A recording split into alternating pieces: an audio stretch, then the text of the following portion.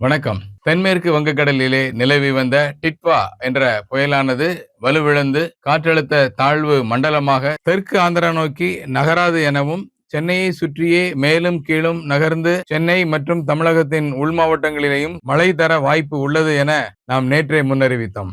இதன் அடிப்படையிலே சென்னையில் எண்ணூர், பாரிமுனை ஆகிய பகுதிகளில் 26 சென்டிமீட்டர் மழையும், பல இடங்களிலே 20 சென்டிமீட்டர் மழையும் பதிவாகியுள்ளது. இன்று 2ஆம் தேதி டிசம்பர் காலை நிலவரப்படி இந்த காற்றழுத்த தாழ்வு மண்டலமானது வலு குறையாமலே சென்னையின் அட்சரேகைக்கு நேரே தொடர்ந்து நிலவி வருகிறது. இதன் காரணமாக இன்றும் சென்னையை சுற்றியுள்ள புறநகர் பகுதிகள், வட சென்னை, தென் சென்னை, திருவள்ளூர், காஞ்சிபுரம், செங்கல்பட்டு ஆகிய மாவட்டங்களிலே மிதமான மழையும், ஒரு சில இடங்களில் கனமழையும் பெய்ய வாய்ப்புள்ளது. அது மட்டுமன்றி தமிழகத்தின் பல இடங்களிலே இன்று மழை பெய்ய வாய்ப்புள்ளது. குறிப்பாக தென் மாவட்டங்களிலே வானம் மேகமூட்டமாக காணப்படும், ஆங்காங்கே லேசான மழை காணப்படும். வட மாவட்டங்கள், டெல்டா மாவட்டங்களான நாகப்பட்டினம், தஞ்சாவூர், திருவாரூர், மயிலாடுதுறை, காரைக்கால், கடலூர், புதுச்சேரி, விழுப்புரம், செங்கல்பட்டு ஆகிய பகுதிகளிலேயும் இன்று ஓரளவு லேசான மழையும், ஒரு சில இடங்களிலே மிதமான மழையும் பெய்யும். உள் மாவட்ட திருச்சி, சேலம், கிருஷ்ணகிரி, அரியலூர், பெரம்பலூர், மதுரை, திண்டுக்கல்,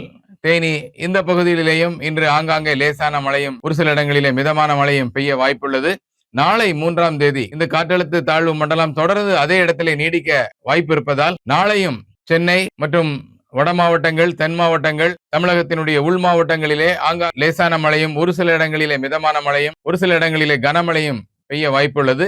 4ஆம் தேதி இந்த காற்றழுத்த தாழ்வு மண்டலமானது வலு குறைந்து அதன் பின்னர் மழை குறைய வாய்ப்புள்ளது.